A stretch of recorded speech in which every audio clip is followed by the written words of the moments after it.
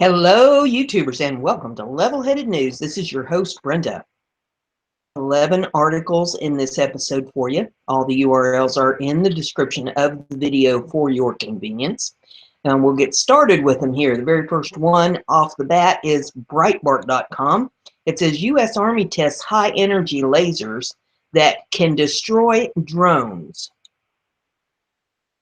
Get it up here where we can read it. The U.S. Army has been testing high-energy laser weapon that can destroy drones. Researchers are testing transport vehicles mounted with a 5 kW laser weapon so that one day drones on the front lines, the Daily Mail reported. Brought down 50 drones during a 10-day firing exercise. He is testing high-energy laser called the MEHEL, in addition to exploring other laser systems, just to deal with the growth of unmanned aerial drones that are being used in places like Iraq and Afghanistan. The Army tested MEHL 0.0, one of 3 laser weapons currently being evaluated at the 2017 Maneuver Fires experiment at Fort Sill in Oklahoma, April 3rd to April the 13th. The laser can shoot up to 5 and increase from 2 kilowatts an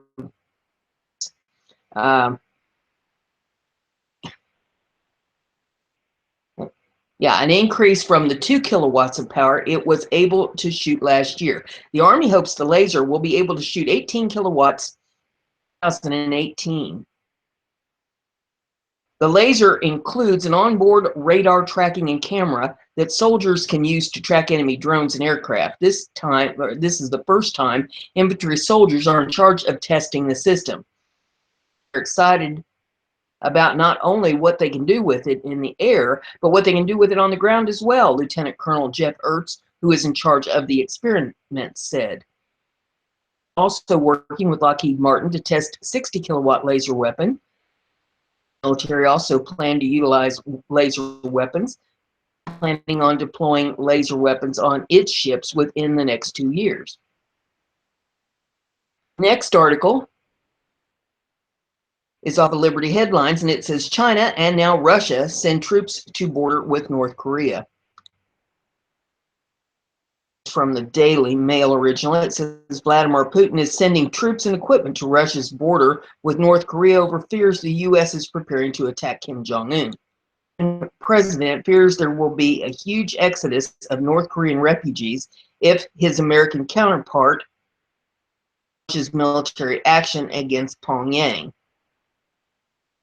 Days after it emerged that China 150,000 soldiers to its southern frontier with the tidal wave of North Korean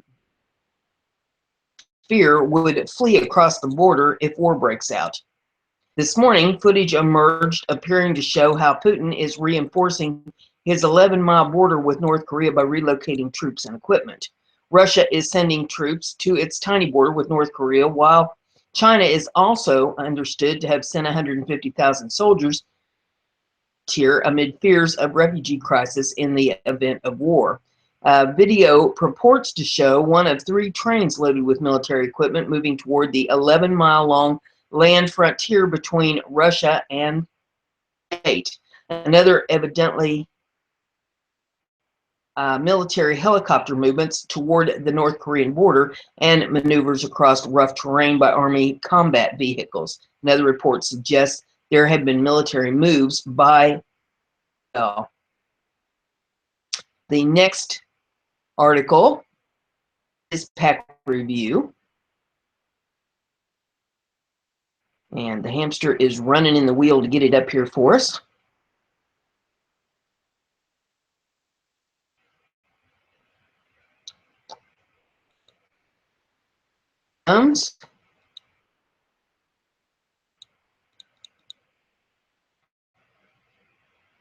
Well, Hamster's a little too froggy on this. Come on, hamster. You need to get with the program, son. Let's see here. Meets beaming U.S. aid worker. He helped free from Egyptian prison after Obama's petitions failed. President Trump accomplished something without fanfare Thursday that his predecessor apparently couldn't. The author of Art of the Deal closed one of the most important deals of his life when he negotiated the release of an Egyptian-American charity worker who had been rotting in Cairo jail cells for 3 years. The Washington Post put out a tweet that says, Egyptian-American imprisoned in Egypt for 3 years has landed in U.S. after Trump administration negotiated release. Get this scrolled up a little bit. It says the president and staff have been working for the release of Aya Haziz, 30, a U.S. citizen. Her Egyptian husband, Mohammed Hassin, as well as 4 other humanitarian workers, according to Washington Post, which reported the couple and their co-workers had been incarcerated since May 1st of 2014 on child abuse and trafficking charges that were widely dismissed by human rights workers and U.S. officials as false. No evidence was ever presented against them. And for nearly 3 years, they were held as hearings were inexplicably postponed and trial dates canceled. Alleged that they were abused in detention.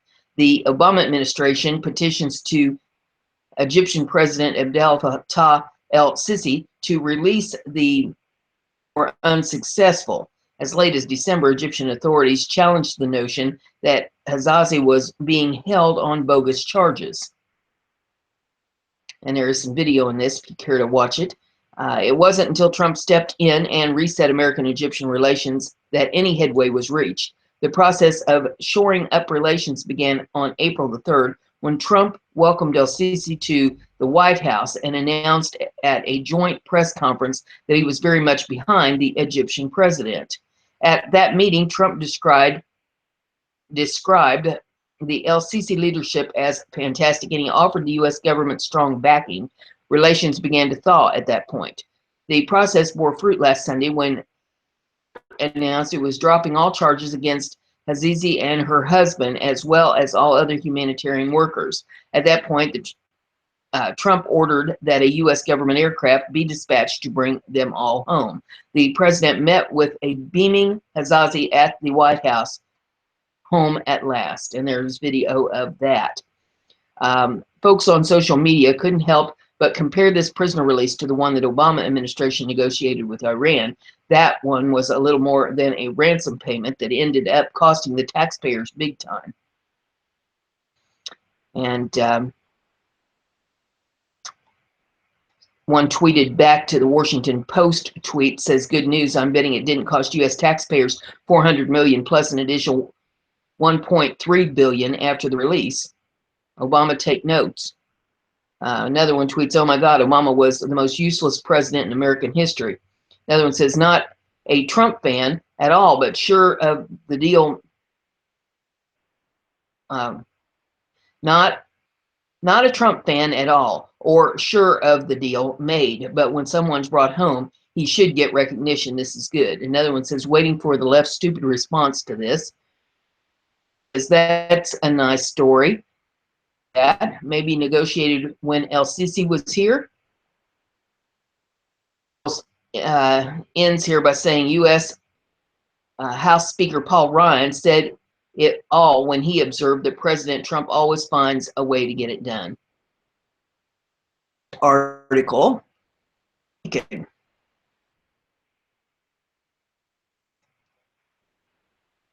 CNN says U.S. seeking arrest of WikiLeaks founder Julian Assange.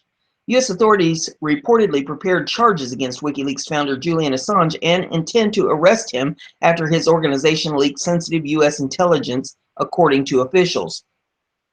Former U.S. intelligence analyst Chelsea Manning to leak government files in 2010 and recently released classified information from the Central Intelligence Agency, CIA.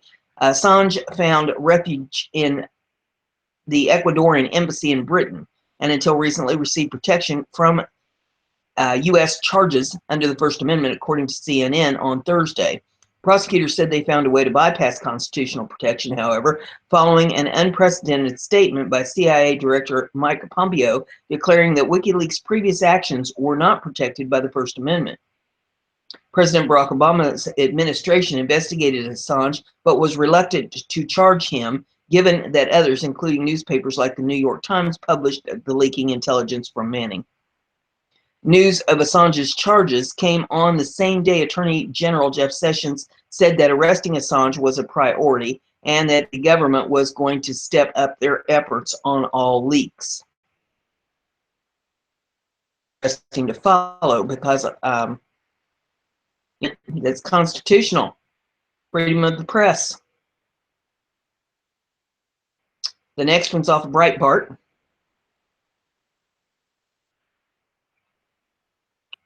Missouri School of Journalism professor says NRA more dangerous than Islamic State. Missouri School of Journalism. Come on, hamster. He's playing now, you see it, now you don't. Okay, here we go. Missouri School of Journalism professor Emeritus George Kennedy suggests the National Rifle Association of the NRA is more dangerous than the Islamic State. Writing in the Missourian, Kennedy observed the Islamic State of Iraq and Syria is a terrorist organization founded in 1999, headquartered in Syria and feared around the world. The NRA was founded in 1891, headquartered in Fairfax, Virginia, and is feared by politicians across America, as well it should be. To be fair, the NRA was actually founded in 1871, but Kennedy continued. What makes the Islamic State so feared? To kill in pursuit of its goal of creating a fundamentalist caliphate. What makes the NRA so feared is its willingness to spend heavily and campaign aggressively in pursuit of its goal of removing all restrictions on the possession and use of firearms just about anywhere by just about anyone. Notice how Kennedy went from incorrect information, the wrong founding date for the NRA, to unsubstantiated claims that the NRA wants to allow possession and use of firearms just about anywhere by just about anyone. In reality, the NRA fights for the enforcement of the law and the prosecution of firearm-wielding criminals with a fervor equaled only by its defense of law-abiding citizens' rights to keep and bear arms. Kennedy's language muddies the water and misses the point. Kennedy then claims the number of Americans killed by ISIS jihadists since 9/11 is 9.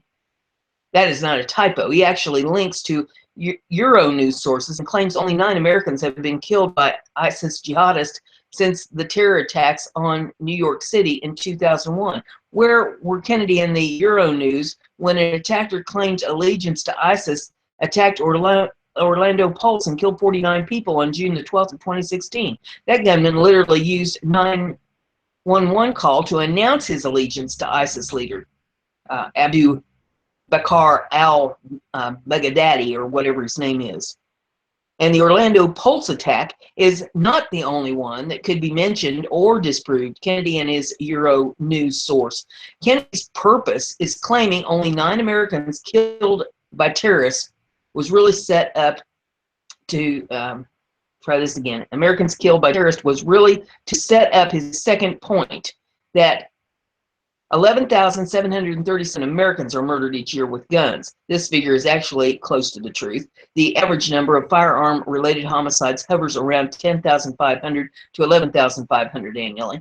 Many of these homicides occur in gang-riddled cities like Chicago and Baltimore.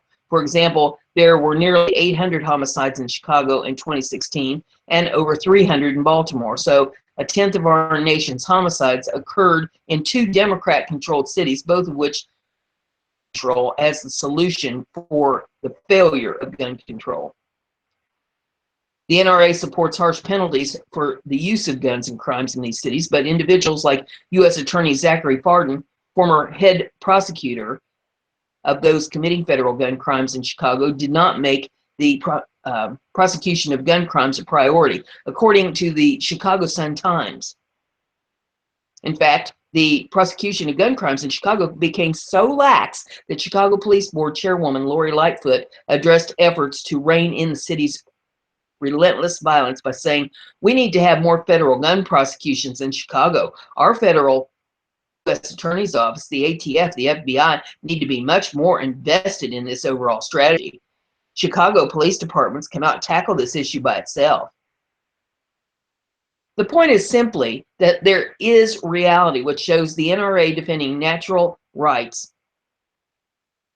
simultaneously supporting harsh penalties for gun crime, and there is make-believe, which pretends the NRA wants to allow anyone and everyone to own a gun. At the same time, there is ISIS, a group hell-bent on killing Western infidels wherever they can. It's harder for ISIS if their would-be victims are armed. The next article is off of Breitbart.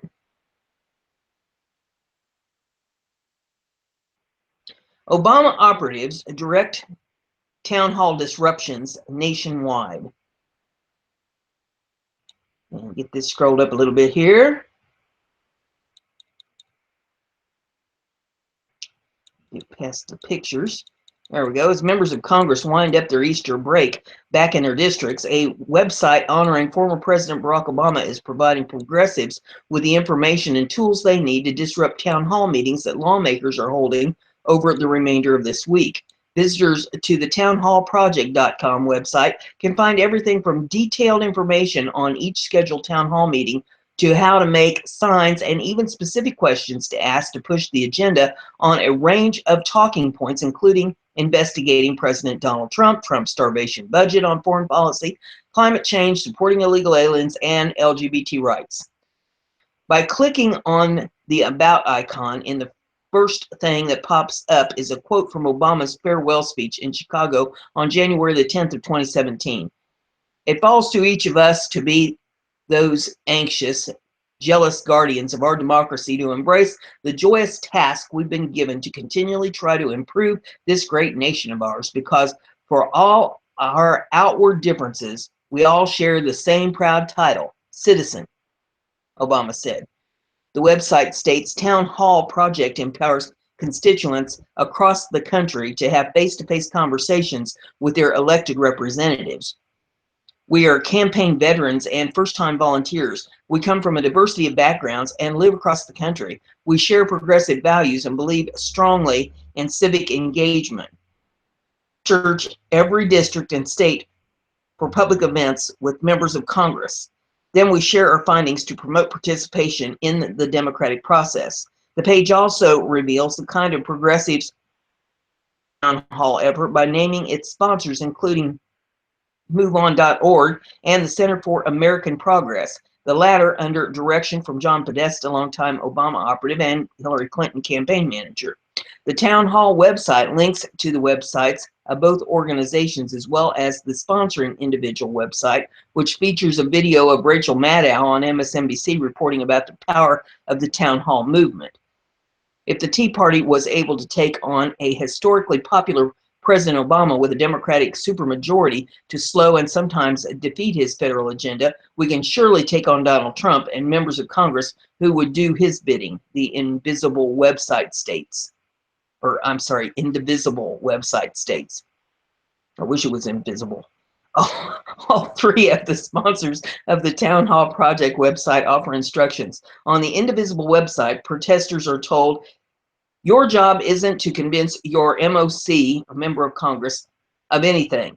It is to create the political conditions necessary to force them into a new position or to replace them. This is a marathon, not a sprint, and every mark against them will matter, especially footage of them failing or flailing in a town hall with you and your group. The MoveOn.org website instructs protesters on bird dogging lawmakers. Bird dogging is fun and easy, the website states. And they've got some video in this. It says how to bird dog successfully, states in part, arrive in advance. You want to get a seat close or in front of the stage or platform to make sure that you have the ability to ask questions and that your MOC can hear you. If your group is protesting and is not invited in, make sure you find the entrances and know where the parking lot is, if applicable, to try to map out the route your MOC will take in and out of the facility to increase the chances that they see you. Don't give yourself away. Do not wear clothing or wave signs that will let people know you are coming to bird dog your MOC. You want to make sure that you have an opportunity to ask your questions. Know your MOC's positions.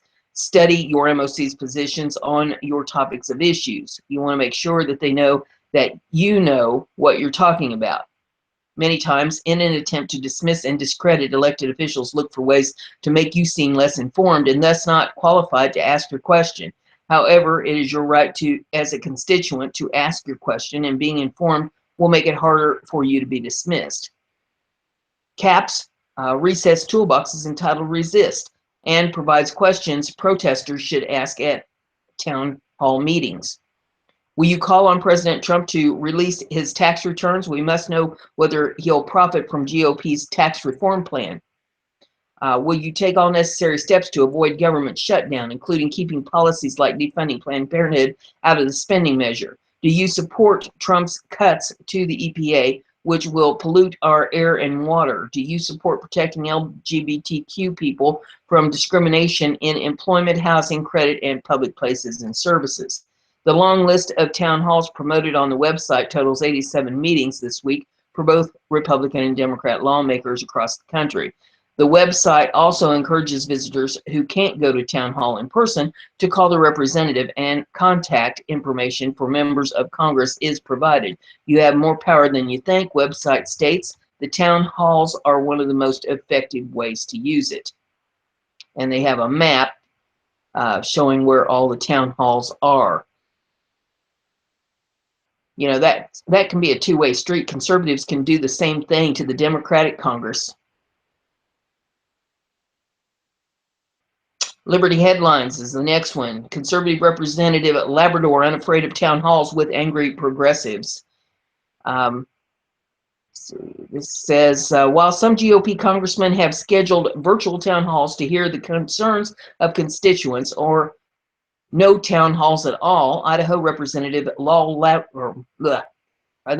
Representative Raul Labrador calmly faced over 600 citizens earlier this week who came to be heard. From Trump to healthcare to the weeds of our tech policy, Labrador answered questions from an often hostile crowd for over 3 hours.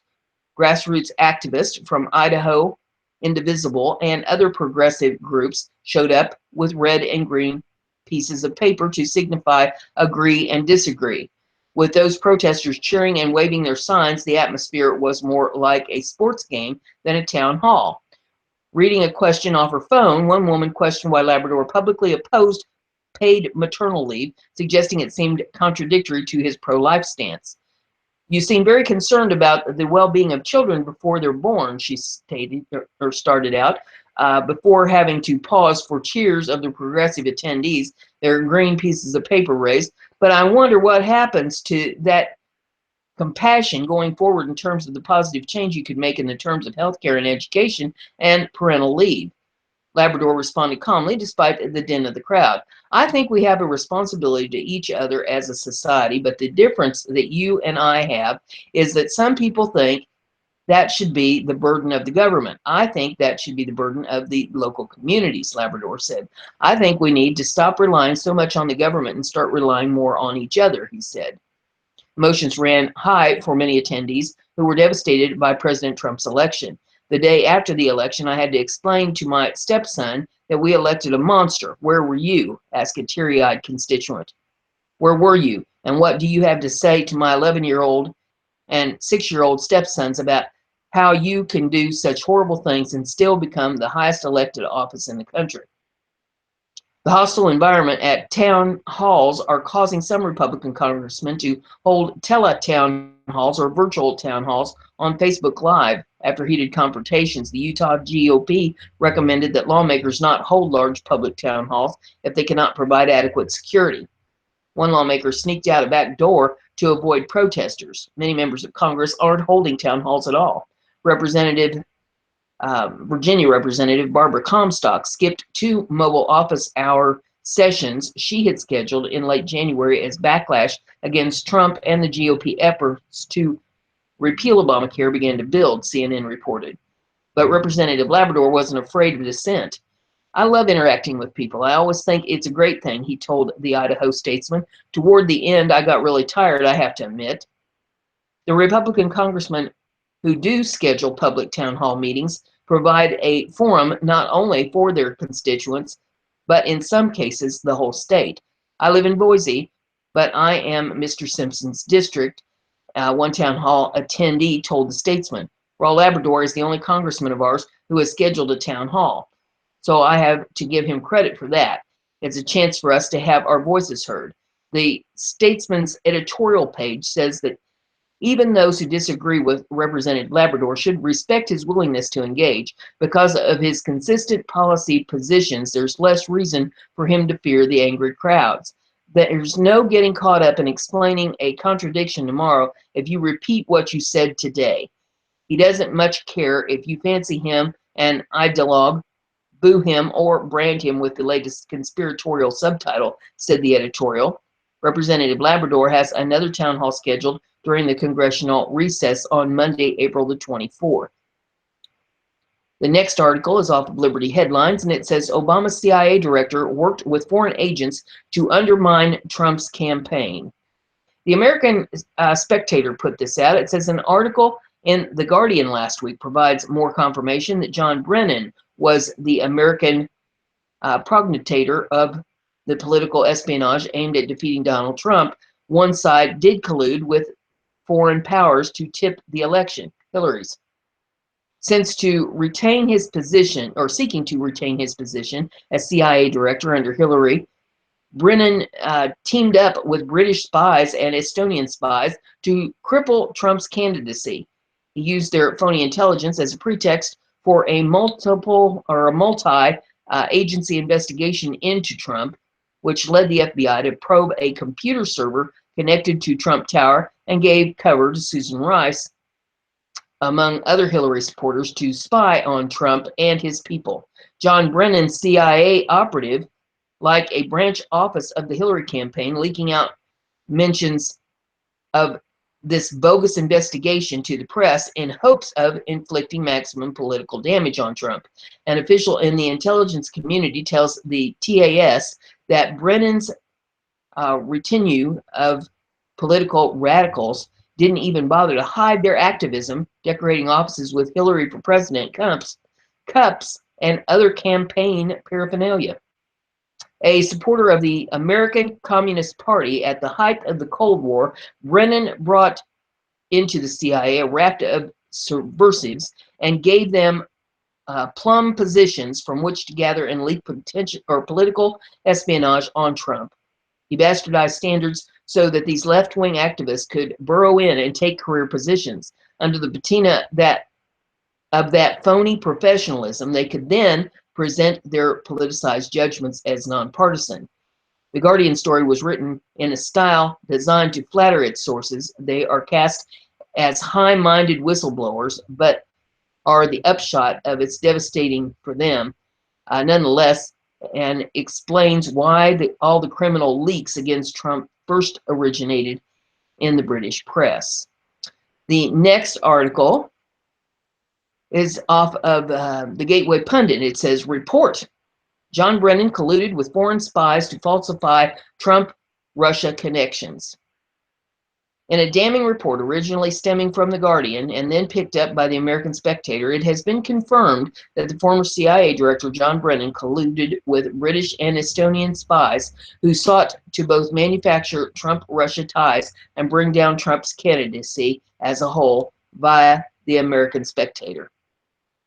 Seeking to retain this position as CIA, or his position as CIA director under Hillary, Brennan teamed up with British spies and Estonian spies to cripple Trump's candidacy. He used their phony intelligence as a pretext for multiple agency investigation into Trump, which led the FBI to probe computer server connected to Trump Tower and gave cover to Susan Rice, among other Hillary supporters, to spy on Trump and his people. John Brennan's CIA operated like a branch office of the Hillary campaign, leaking out mentions of this bogus investigation to the press in hopes of inflicting maximum political damage on Trump An official in the intelligence community tells TASS that Brennan's retinue of political radicals didn't even bother to hide their activism, decorating offices with Hillary for President cups and other campaign paraphernalia. The Guardian says that British spy head Robert Hannigan passed material in the summer of 2016 to the CIA chief John Brennan. To ensure that these flaky tips leaked out, Brennan disseminated them on Capitol Hill. In August and September of 2016, he gave briefings to the Gang of Eight about them, which then turned up on the front page of the New York Times. Where were the Were the media not so completely in the tank for Obama and Hillary, all of this political mischief would make for a compelling 2016 version of All the President's Men. Instead, the public gets a steady stream of Orwellian propaganda about the sudden propriety of political espionage. The headline writer at Pravda couldn't improve on this week's official lie, tweeted out by tweeted out by Maggie Habermans. Susan Rice did nothing wrong, say both Dem and Republican House aides. Shaking my head. For Breitbart, and it says, Tancredo says America needs new sheriffs. And we'll get this scrolled up here. Local sheriffs traditionally have been among the strongest advocates for robust enforcement of federal immigration law, but the Obama years have left a legacy of non-enforcement masquerading as a priority enforcement program. Sheriffs in Denver, Houston, Austin, and elsewhere have announced their vigorous opposition to cooperation with federal law enforcement. The problem is that Obama's enforcement priorities for ICE allowed tens of thousands of criminal aliens who were eligible for deportation under laws passed by Congress to escape deportation. The attitude of local sheriffs is important because the debate raging over sanctuary policies will not be decided in Washington, D.C. alone. Restoring effective enforcement of our nation's immigration laws will require rebuilding a strong federal-state partnership, and that cannot happen if local sheriffs continue dragging their feet on lawful ICE detainers while singing from the ACLU songbook. Some sheriffs are insisting a local sheriff or local jail should not be accused of following sanctuary policies merely because they will not honor ICE detainees.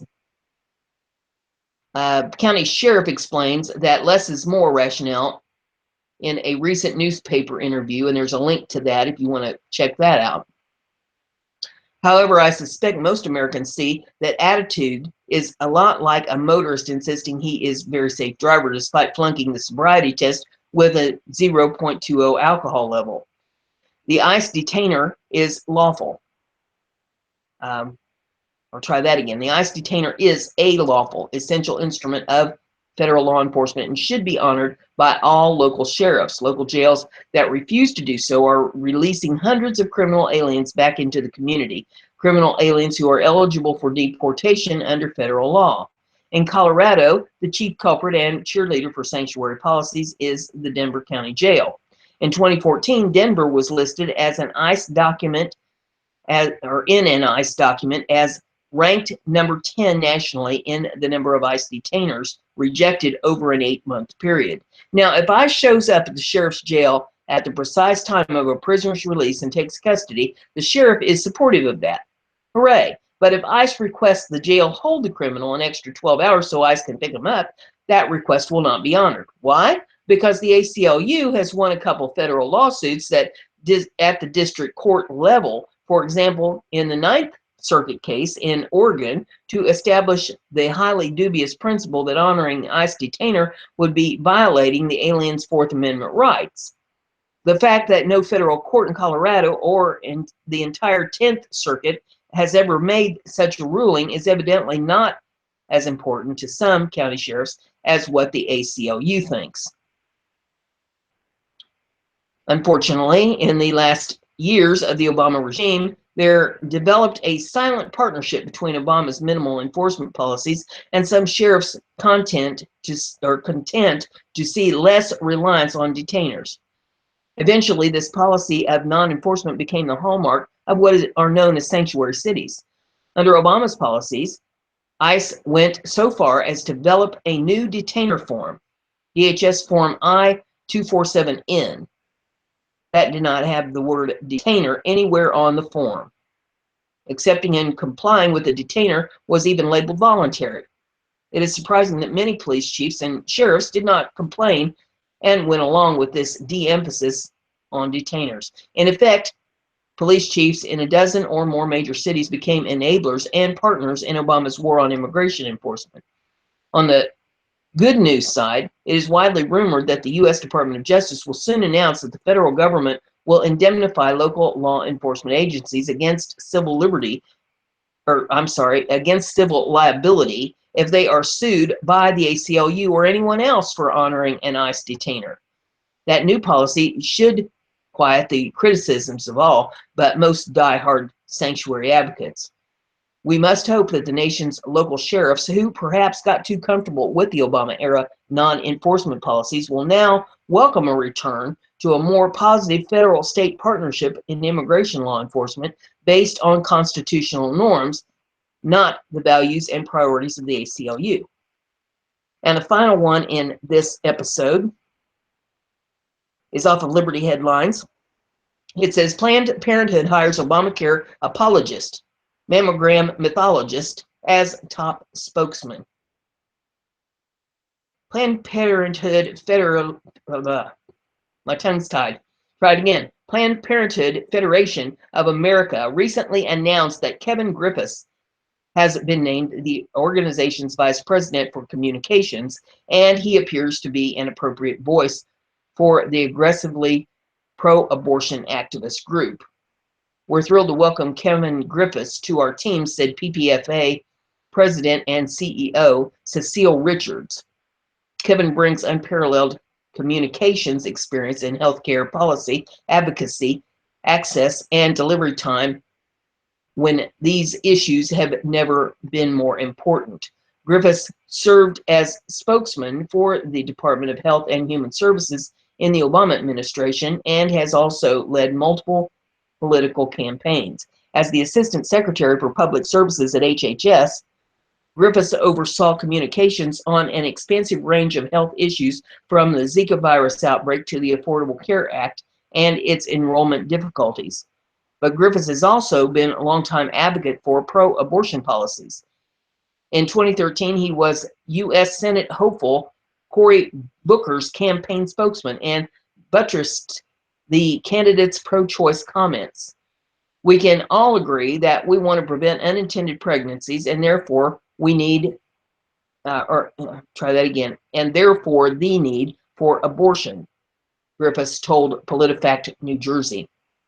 Fundamentally, Newark Mayor Booker believes that a woman's health decision should remain between her and her doctor.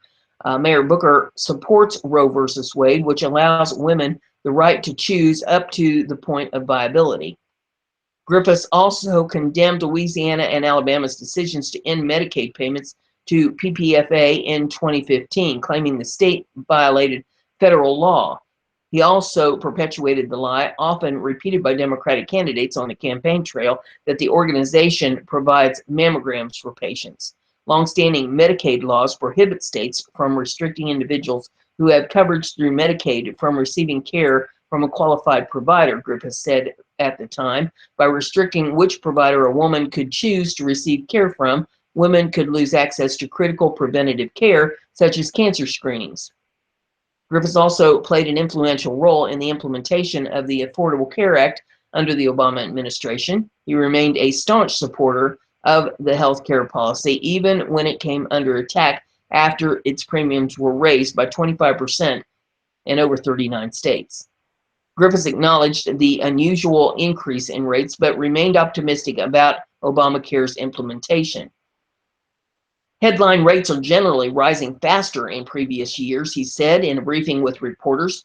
We think consumers will ultimately be surprised by the affordability of the premiums because the tax credits track with the increase in premiums. PPFA said Griffiths joins their team at the unique time as it faces opposition from a Republican-led Congress and many grassroots pro-life activists, especially following revelations that the organization has sold baby parts produced from its abortions. Our top priority is protecting access to care for our patients and standing up for the millions of people across this country who need and deserve essential reproductive health care, said Dawn Leggins, Executive Vice President of Planned Parenthood. Kevin will be a great leader for our communications team, rallying the country to make sure access to reproductive health care is protected and ultimately expanded. And that's all I have in this episode. A couple more episodes to follow. If you like what we're doing here, give it a thumbs up, share it on your social media so everybody gets to hear the news, and don't forget to subscribe, and that way you'll stay informed. I'll see you in the next one.